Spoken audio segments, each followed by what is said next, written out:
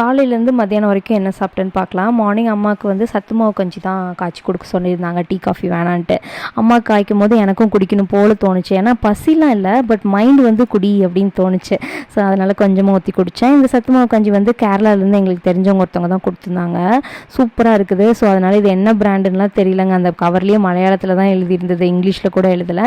அப்புறம் நைட்டு சோத்தில் வந்து தண்ணி ஊற்றி போட்டிருந்தேன். குதிரைவாளி சோறு தான்.